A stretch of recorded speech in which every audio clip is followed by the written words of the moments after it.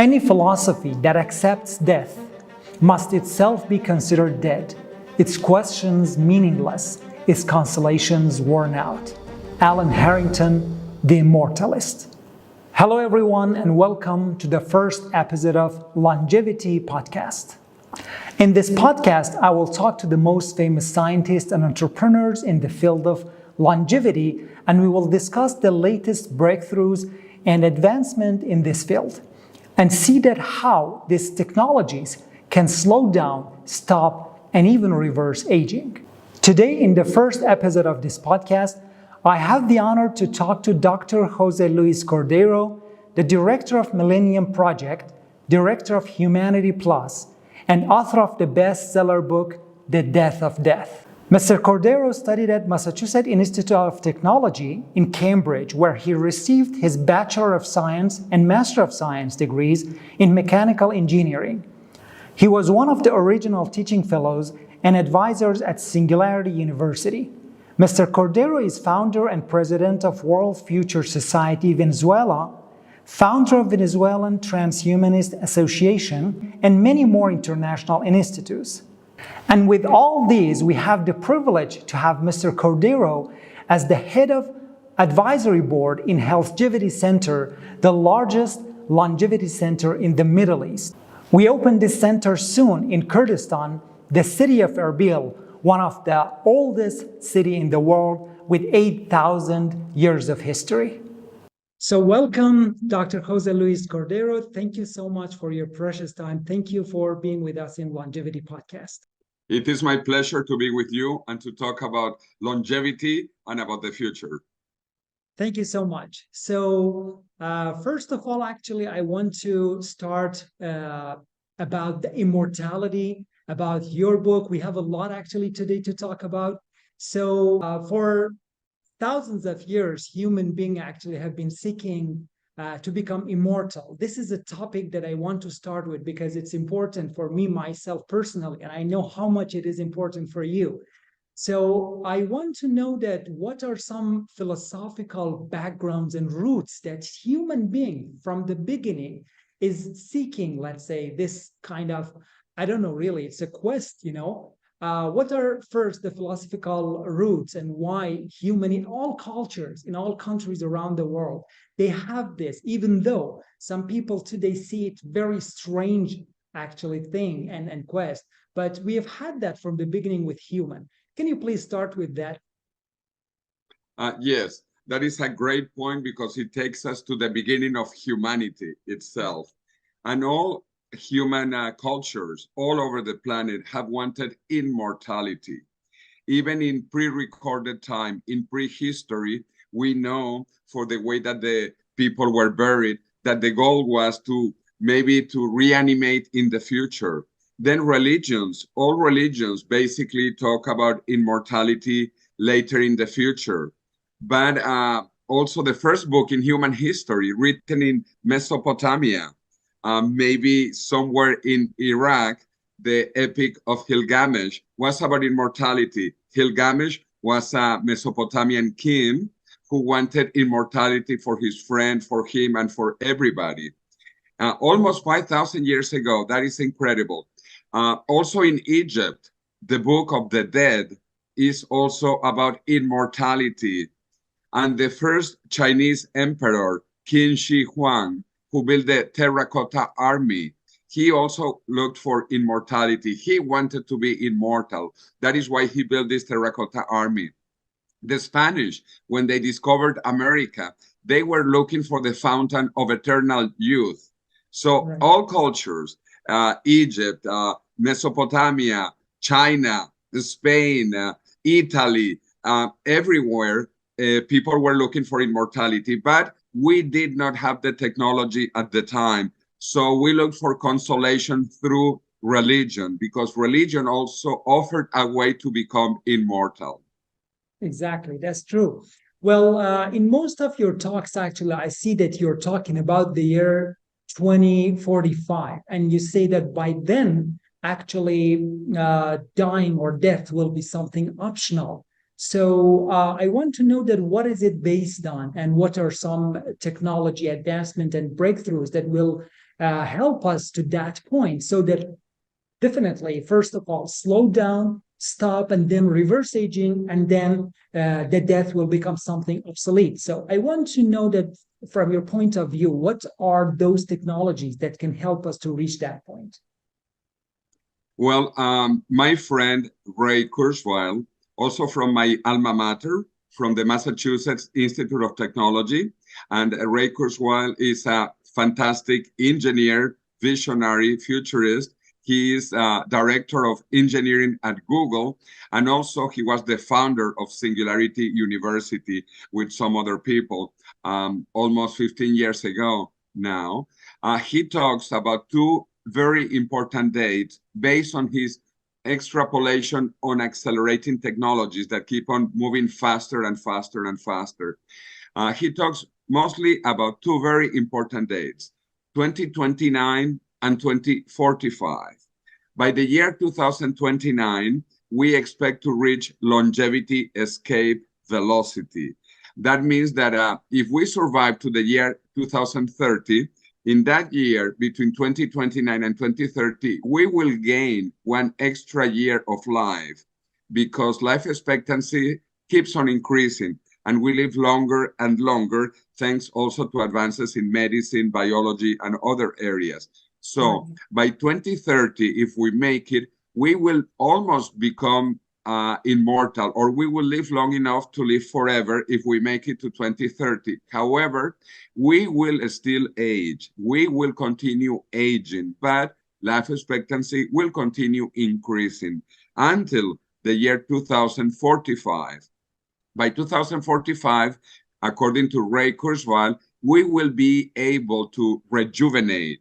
We will have technologies that will help to reverse aging for everybody, anywhere, anytime. So reverse aging is the goal, so that we live indefinitely long, for as long as we want, in a healthy, youthful condition.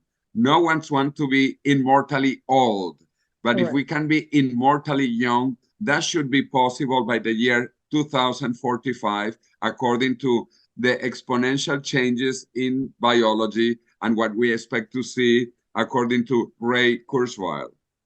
Right, amazing. That's great. So let's see, first of all, before actually reaching that point, I think first we have to think about slowing down aging, right? Stop it, reverse it, then actually we'll reach that point. But the thing is, you've noticed that most of even the scientists still have not recognized aging as a disease, right?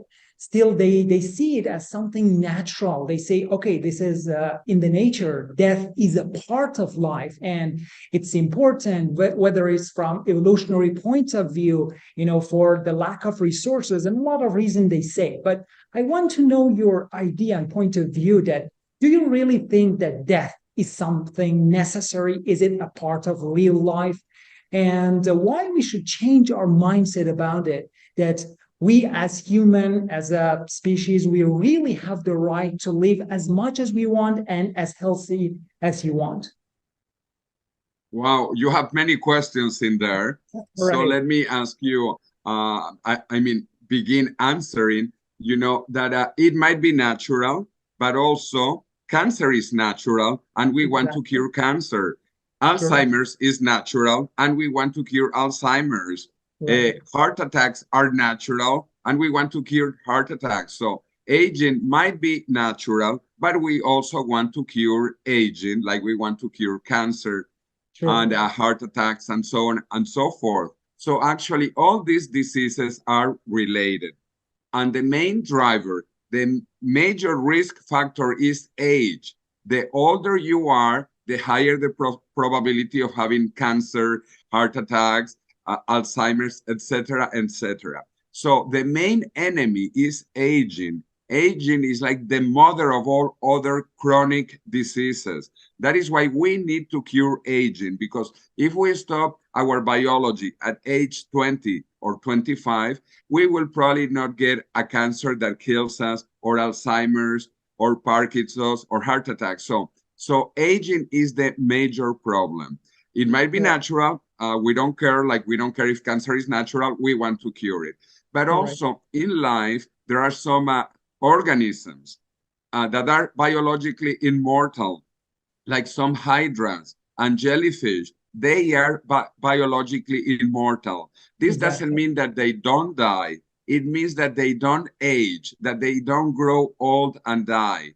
And Right. so besides these small organisms, we also have cells that do not age, that stop aging. The best ones, which are the germ cells that you and I and every multicellular organism has, germ cells do not age Right. biologically, and they are called immortal cells. So you have immortal cells, I have immortal cells, the best cells, which are the germ cells for reproduction.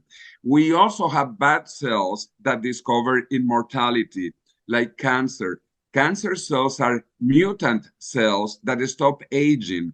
That is why we need to kill cancer, because cancer cells do not age, and they grow and they reproduce and they go throughout the body. So cancer cells discover immortality. The proof that immortality is possible is that it already exists in nature.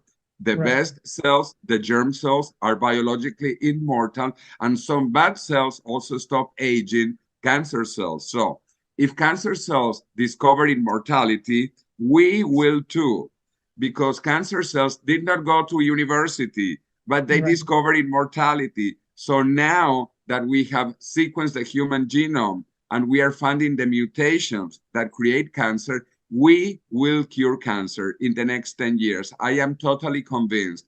Science is advancing very quickly. Immortality already exists in nature, and we are just trying to understand how it works so that we can replicate it for all of us. Right, amazing. So we can say that naturally or potentially we are kind of immortal because we have the potential of being that. Only it's because of the process of aging that is killing us. And as you know, 2/3 of all death daily that happens, like 150,000 people daily, 2/3 of it is because of the aging related diseases. And one interesting thing actually about considering aging as a disease, you know, we have a genetic disease called progeria, that it's a genetic disease by mutation, which children actually, they get old in the age of like 5 to 10. And we call it a disease, right? Which is the diseases of fast aging. But when it comes to the human life, which our aging happens in 60 or 70 or 80 years, then a lot of people say, no, this is natural and we should not even cure it. So this is a little bit strange. I totally agree with you that we have to try to support, you know, all those people who, the scientists, the institution, you know, and you know that we have started our Healthgevity Center to help people to change their mindset. You know, there should be a paradigm shift about it that societies should know. So my next question will be this: what are the consequences and implications of a society that thinks that they have to stop aging and they have to even reverse it and live younger? What are the economical, political consequences if a society actually is not involved in a lot of expenses about the aging related diseases? Well, first of all, as you explained, we have in our minds, in our chips, that we had to die. Right. Why? Because until now, everyone died. And so True. we actually developed philosophies and thinking to explain and to justify death, because death could not be avoided until now. But now we have to change the chip, because now we are very close to stop aging and to reverse aging. So aging will not longer be forced upon us if we don't want it. We are very close to curing aging. So we have to change our mindset for that. Also, because the implications are incredible, incredibly positive. Only positive things will happen. Imagine if we cure not only cancer, Alzheimer's, Parkinson's, heart attacks, all the chronic diseases, and we stay healthy and young. There have been so many now economic studies about the implications, the financial implications of staying young, and they are incredibly positive. For one thing, we eliminate all the medical costs at the end of life, which are huge. because we spend 80% of the medical expenditures at the end of life, and then we still die. Imagine if we could cure aging instead of dying. So we would say that 80% of the medical expenditures of a country, which are huge, and also at the personal level. So there is going to be an incredible fiscal super avid, a lot of money being produced by not aging. Also, we will eliminate things like pensions. Why? Because we are going to be healthy, young, and productive. And also, another very important thing, we are moving in a world of superabundance. We are producing more and more with less and less. So actually, we will become much wealthier, and we will actually not need pensions as we have them today. Also, pensions only began about a century and a half ago in Germany. There were no pensions before, but that is also sadly because people died young. Now we will stay young, and we will also not need pensions. We will be productive, but also we will live in a world of much more wealth, much more abundance than today, and there will be resources for everybody. Right, amazing. You talked about the mindset and shifting and changing these chips in our mind. And as you said, yes, philosophies, literature, and all the fields are talking about this, that one day we have to die, and they have accepted as an important part of the life. But Alan Harrington, as you know, in the book Immortalist, it says that death is an imposition on human being and is no longer acceptable. And as you remember, in Dubai conference, I asked you the same question, that how we can actually change this mindset, especially the young generation. We have to tell them that this world is totally different from the world that we and our parents lived. And so they have to start changing their mind about it. And at least, the consequences of this will be, they will take care of themselves. They will have a healthier lifestyle. They will use the new technologies that are already out there. So as Aubrey de Grey, mentioned it many times, that people who can live more than 1,000 years already, they have been born. And this is really important. Now, let's move to another question, which is really important for me. And actually, next month, we are going to have a seminar, a business seminar for investors, for people who are in the business world. And we want to tell them that the next big business in the world will be longevity industry. So I really want to know your idea. And I remember sometimes, I think in your conferences, you talked that many years ago, we had the energy sector, then we had the IT, right? And in the next 10 to 20 years, it will be longevity. Please talk more about this. Yes, actually, when I graduated from MIT in Massachusetts, I began working in the petroleum industry, in the energy industry, which was the biggest in the planet. Basically, all the top companies in the world were energy companies: Exxon, Shell, BP, Mobil, Texaco, etc., etc., etc. Those were the biggest companies when I graduated. In fact, until about the year 2000, the biggest companies in the world were energy companies. Then there was a big change at the turn of the century, the turn of the millennium, and the technology companies were coming up.